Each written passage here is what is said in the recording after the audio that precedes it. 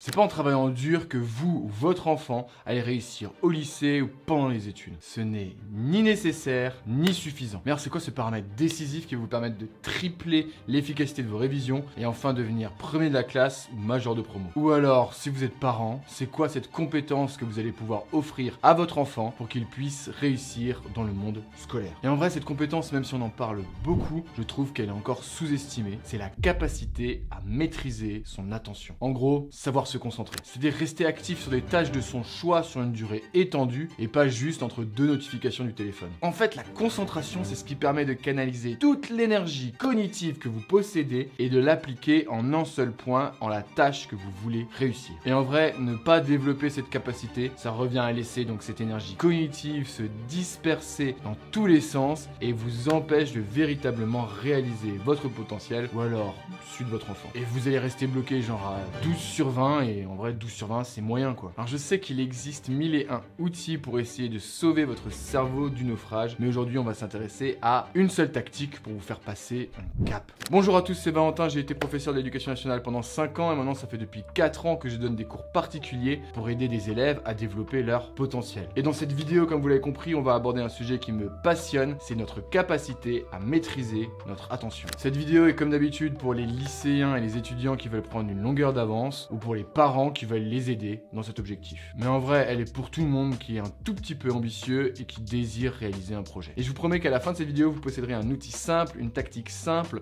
pour reprendre le contrôle de votre concentration. Bon, on va commencer rapidement par la base, on va pas passer trop de temps là-dessus parce que sinon ça va être chiant. Mais qu'est-ce que c'est la concentration? La concentration, c'est votre capacité à maîtriser votre attention, c'est-à-dire ce qui est dans le champ de votre conscience à un moment donné et de l'utiliser pour réaliser la tâche désiré. Exemple, vous devez réaliser un exercice de maths. Votre concentration sera donc votre capacité à ne penser qu'à cet exercice et ne pas penser au cours de demain, à faire des courses, à votre téléphone, etc., etc. Maintenant qu'on a une idée à peu près précise de qu'est-ce que c'est la concentration, on va pouvoir se poser la question. Qu'est-ce qui vous empêche de vous concentrer? Et là, on va directement différencier deux facteurs, les facteurs internes et les facteurs externes. Et on va rapidement commencer par les facteurs externes car c'est à eux qu'on pense quand on pense à nos difficultés pour se concentrer. Et en gros, c'est tous les stimuli, tout le bordel qui vient de votre environnement. Le bruit, la musique, les notifications du téléphone qui vous empêchent de rester concentré, de maîtriser votre attention sur la tâche que vous essayez de faire. Et c'est pour ça que la première étape pour les personnes qui ont un tout petit peu d'ambition de réaliser leur projet, c'est de créer un environnement dans lequel ils savent ils pourront se concentrer. C'est-à-dire à leur bureau avec des boules caisses dans les oreilles, pas d'écran, le téléphone dans une autre pièce, tout fait pour pouvoir rester fixé sur une seule tâche. Mais bon, jusque-là, rien de révolutionnaire. Généralement, quand on parle de concentration et de fait d'améliorer sa concentration, c'est de ça qu'on parle, de supprimer les facteurs externes de déconcentration. Mais là, dans cette vidéo, et surtout la tactique qui va nous intéresser, s'attaque aux facteurs internes qui nous déconcentrent. Alors, c'est quoi ces facteurs internes? Vous savez, c'est ces petites pensées là qui arrivent dans nos têtes, qui pop-up et qui nous coupent dans le travail que nous sommes en train de faire. Genre, vous êtes tranquillement en train de faire un devoir de maths ou d'histoire géo, et d'un coup, vous vous posez la question, quelle est l'espérance de vie du tapir népalais? Cette pensée semble venir de nulle part, mais elle vous coupe dans votre travail. Ça peut être des trucs à rajouter sur la liste de courses, à rajouter dans votre agenda, le fait que vous devez rappeler votre mamie, le fait que vous devez rappeler votre copine, votre copain, etc. Si vous voulez comprendre comment fonctionne la concentration et l'attention, je vous conseille la lecture du livre The Distracted Mind, qui est vraiment génial pour ce sujet. Il aborde tout ça sous l'œil de la neuroscience et c'est vraiment passionnant si vous avez un petit esprit scientifique et que vous êtes curieux sur ce sujet. Et c'est justement pour éviter que toutes ces pensées parasites prennent le contrôle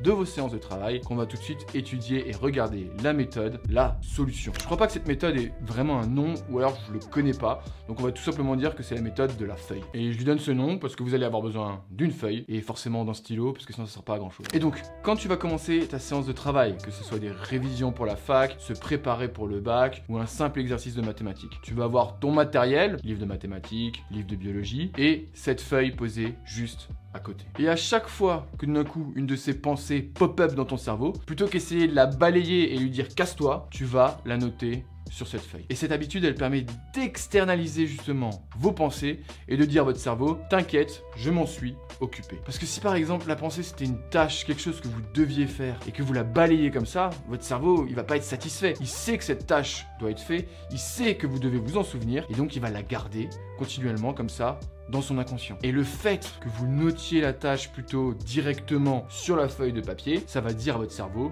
je m'en suis occupé. C'est un peu comme quand vous prenez votre téléphone et que vous avez 12 000 applis d'ouvert et que vous fermez toutes les applis qui ne servent à rien. Quand vous faites ça, votre téléphone va mieux fonctionner. Et ben c'est pareil pour votre cerveau. Et donc comme ça, la majorité de votre énergie cognitive sera focalisée sur la tâche que vous essayez de réaliser, c'est-à-dire des exercices de maths, des révisions, etc., etc. Alors bien sûr, vous allez me dire que si vous pensez à une tâche qu'il faut réaliser, vous pourriez directement le noter dans votre to-do list ou sur votre agenda. Mais là, le but justement d'avoir une feuille, c'est de ne pas se casser la tête à sortir agenda ou téléphone. Vous avez juste à prendre votre stylo, vous le notez sur la feuille et c'est fini. Vous gagnez donc un temps et vous ne switchez pas sur 12 000 tâches à faire, ce qui vous permet de rester concentré. Et si vous restez concentré, vous serez capable de faire plus en moins de temps. Ce qui, on va l'avouer, est une des choses qui se rapproche le plus d'un super pouvoir de nos jours. De nos jours où vous êtes noyé sous une quantité d'informations, où vous voulez toujours faire plus, la concentration est votre allié. Alors il ne vous reste plus qu'une chose à faire. La prochaine fois que vous travaillez, vous vous munissez d'une feuille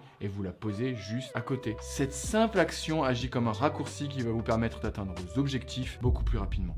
Pourtant, je sais que la majorité d'entre vous vont se contenter de regarder la vidéo et que seulement une minorité va passer à l'action. Et ça, je le sais parce que moi aussi, j'ai regardé des centaines de vidéos en me disant « Ah punaise, c'est cool, ça va changer ma vie » et je n'ai rien fait. Et donc maintenant, c'est à vous de choisir si vous voulez faire partie de ceux qui passent à l'action ou de ceux qui observent. Et si vous voulez continuer à développer vos capacités d'apprentissage pour pouvoir devenir un individu libre et indépendant, je vous laisse regarder une de ces vidéos. Et si vous voulez me soutenir dans mon travail, un like, un partage et bien sûr, abonnez-vous, c'est ça qui est important. Merci.